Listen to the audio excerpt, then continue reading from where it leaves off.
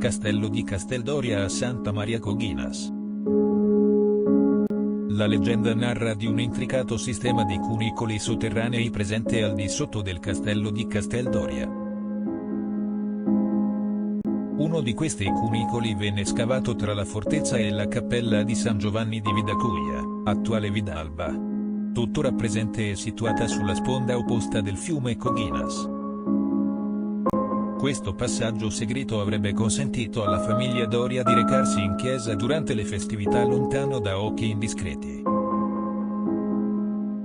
Nelle vicinanze della fortificazione la scrittrice sarda fa riferimento alla Conca di la Moneta, Conca della Moneta, un anfratto roccioso dove si dice che i Doria riscuotessero i tributi. E in questa conca molto profonda si racconta che fosse presente una grande campana d'oro, e che i passanti lanciassero una pietra dall'alto per farla suonare. Col passare del tempo la cisterna in cui era custodita la campana d'oro si riempì di pietre, fino a farla sparire completamente alla vista.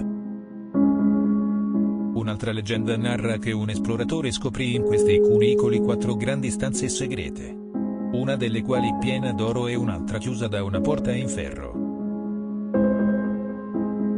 Quest'ultima stanza risulterebbe impossibile da aprire dal giorno della morte dell'ultimo castellano, e conterrebbe ancora i tesori della famiglia genovese, protetti da un'intera guarnigione di fantasmi. Le leggende descrivono anche il castello nel suo periodo di massimo splendore, e parlano di grandi e alti bastioni, ombreggiati da alberi, dove le castellane passeggiavano sognanti, osservando la pianura circostante e lo scorrere del fiume Coghinas.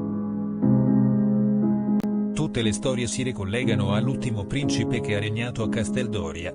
Pare si chiamasse Andrea Doria, e fosse probabilmente lo stesso che riacquistò i possedimenti degli spagnoli nel 1527.